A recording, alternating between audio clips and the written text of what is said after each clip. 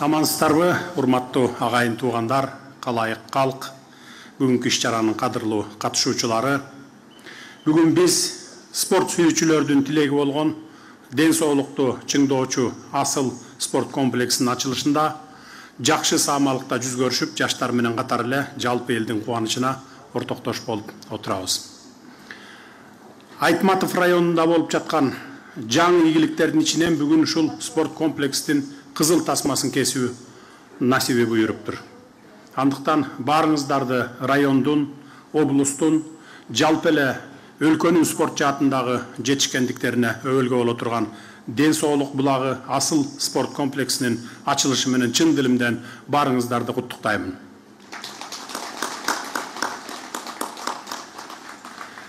Эң алды менен районго Айтматовдун ысымынын ыйгарылышы тууралуу эки ооз сөз айта кетейин.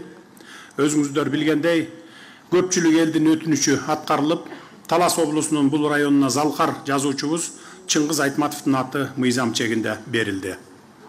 Улуттук идеологиябызды чыңдоодо, жаштарды мекенчилдик дем менен тарбиялоодо Кыргыздын уулу деп сыймык менен атай турган планетардык жазуучубуз элибиздин ар убак эсинде калып, тилинде болуп, күндөлүк жашоо турмушун коштоп сакталып калышы зарыл. Дүйнө эли билген миллиондогон адамдар чыгармаларын барктап окуган классик жазуучубуздун атын татыктуу алып жүрүү жергиликтүү элге ары сыймыктануу менен катар ары жоопкерчилик экенин эч убакта эсиңизден чыгарбашыңыздар керек, эсиңиздерден. Кыргызда жакшы сөз бар, өсөр эл өзүн сыйлайт дейт. Анан биз ушундай атактуу, даңктуу агабызды сыйлабасак, бизди эч ким сыйлабайт. Ылайым Айтматов району ар тараптан өнүгүп, жалаң жакшы жагынан гана тааныла берсин.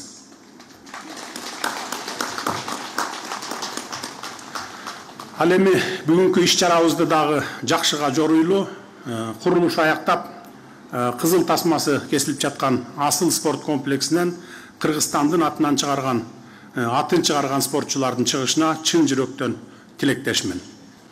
Таластык туугандар, кичине мактанчаак келесиздер эмеспи? Ушул спорт комплекстен дагы дүйнөнү дүңгүрөткөн чемпиондорду чыгарып, мындан да жакшы мактансаңар, биз да силердин аркаңар менен төбөбүз көккө жетип, ошол спортчуларга кол чаап туралы дайыма. Деги эле спорт тармагы Дениз Агулуттун калыптанышына бирден бир негиз болуучу тармак экенин эске алганыбызда, спорттук объектилердин өлкөбүздүн бунун бурчунда ачылып жатышы толук колдоого аларлык иш-аракет катары бааланууга тийиш. Өлкөбүздүн ар тараптан өнүгүшүн шарттоочу фактор катары аймактардын өнүгүшүн колго алуу саясатыбыздын натыйжасында Айтматов районунда дагы болуп жаткан алгылыктуу иш-чараларга азын-оолак токтоло кетейин. Облустун ичиндеги төө бурчак жана сүт азыктарынан жасалган продукцияларды эң көп экспорттогон Айтматов районунда 1000 гектар айдоо аянттарын сугат суусу менен камсыз кылуу максатында миллиондогон каражаттар бөлүнүп, Сарымсак, Бактуу-Ногой каналдары курулуп жатат каналы. Ошондой эле айыл аймактарынын жер тилкелери трансформацияланып, район аймагына кичи гэстерди салуу иштери берчемделүүдө. Өлкө аймагындагы, анын ичинде Айтматов районундагы балдардын сапаттуу билим алуусу үчүн мектептер менен бала бакчалардын курулушу байма-бай ишке ашырылууда. Бир топ маданий объектилер толук оңдоп түздөөдөн өткөрүлүп берилди. Райондун жигердүү жаштары мамлекетте эле карап олтурбастан демилге көтөрүп, демөөрчү издеп, спорт тармагынын алдыга жылышына өз салымдарын кошуп жатканы мени абдан кубандыргандыгын баса белгилеп кетким келип турат. Мына бүгүнкү ачылып жаткан спорт комплекси дагы дал ушундай демилгелердин жыйынтыгы. Район борборунун жаштарынын кайрылуусун четке какпай, бир нече спорттук иш-чараларды өткөрүү шарттары түзүлгөн заманбап комплексти жеке эсебинен куруп берген Газпром жоопкерчилиги чектелген коомунун башкы директору Болот Абилдаевке учурдан пайдаланып ыраазычылык билдире кетейин. Мамлекетибиздин алган багытын колдоп, өлкөбүздүн өнүгүшүнө салым кошкон, Кыргызстандын келечегине кайдыгер карай албаган мындай жоомарт жарандарыбыз көп болсун. Мен ушул жерден бир нерсе айтып кетким келип турат. Мына мен бул жерде мамлекеттин салымы деле жок болгону, инфраструктурасын кошуп берген эле болбосо, бир тыйын биз мамлекет салган жокпуз. Мына Болот Абилдаев мырза үй бүлөсү менен, жакын туугандары менен жеке өзүнүн каражатынан салып берди. Менин келип олтурганым бир нерсени айтып коеюн деп келдим. Бизде өлкөбүздө ушундай бай адамдар, бай үй бүлөлөр көп.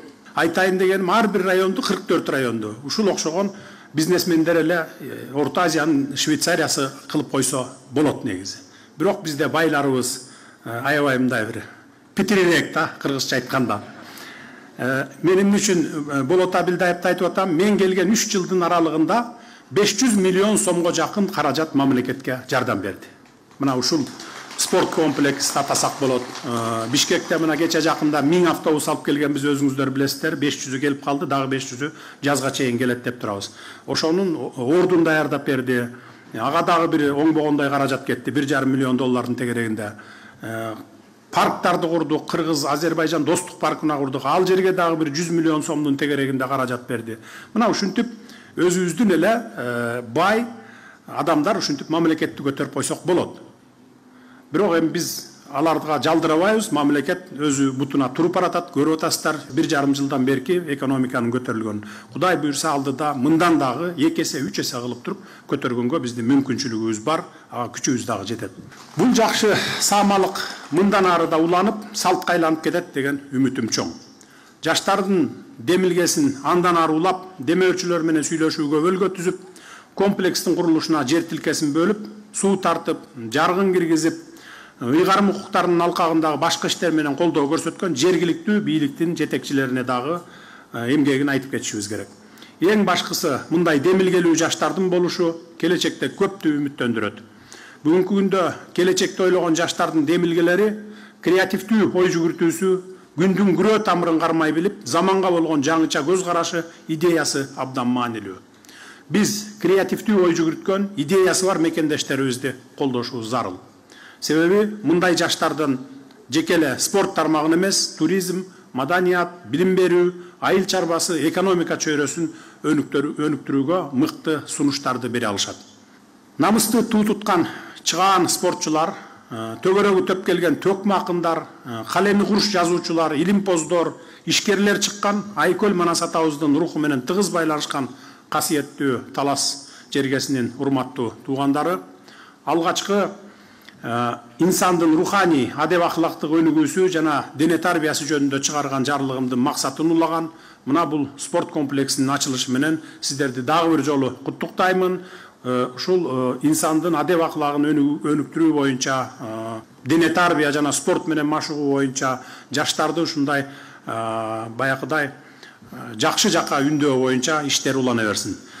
Ушул спорт комплекси район калкынын саламаттыгын чыңдоого көмөктөшүп, жергиликтүү жаштардын кыргыз наркын сактап, туура жолдо тарбиялануусуна өөлгө болгон куттуу жай болсун.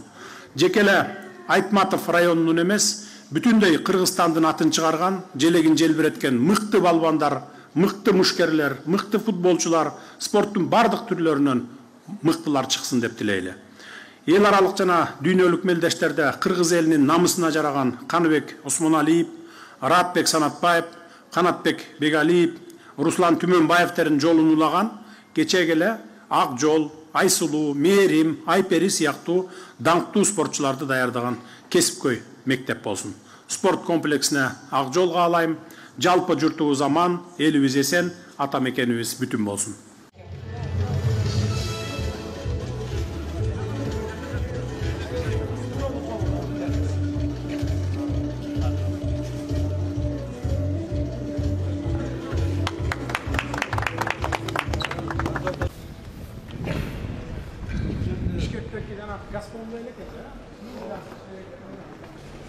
Саламатсыздар, құт болсын. Спорт комплексіне құт болсын. Бұл кетекен да. Рингте бар тұрбай, боксерский ринг. Футболистерсіңер ме? Чырақтық ай футболистеріне. Шулардан бірдеме шығады да? Саған етмесін. Шында қызы болыңыз футбол? Қанша күнде ойнайсың?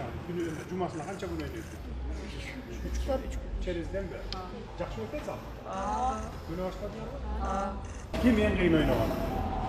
3 бал. Ким қиын ойнаған? Ой, молодец. Да, приятно кім?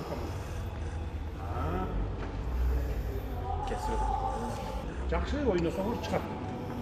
Шығады. Дүниелік спорттар өткенде жаңа келді ғой. Барселонаның.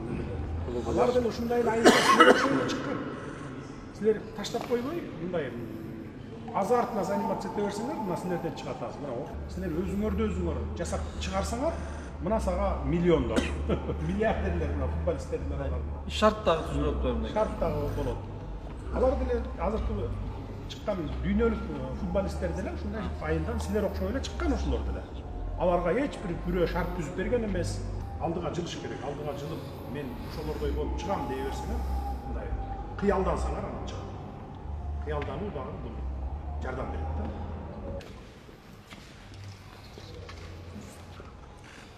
Ол бокс боюнча да Садыр Кожоевич, Марат Молдонович 10 жылдан бери турнир өтүп жүрөт. Атамеке согушунун ардагери. Кандайсыңар? Боксер бар булар? Борецтер, ай, молодец. Бизде борецтер чыгат бизден. Канчадасың сен? 12-де? Заниматься етсең чыгат екенсің. Сен канчадасың? 14? Мында чыгат. Баарыңардан чыгат. Аракет кылыш керек да. Олимпийский стандарт менен таштабагыла.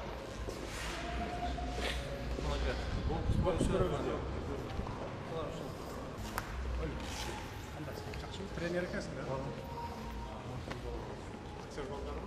Қайсы уровеньге жетті азыр? Областной, республикасы? Чемпион. Таласты чемпион. республикадан бұл бала кубок республика Бірінші.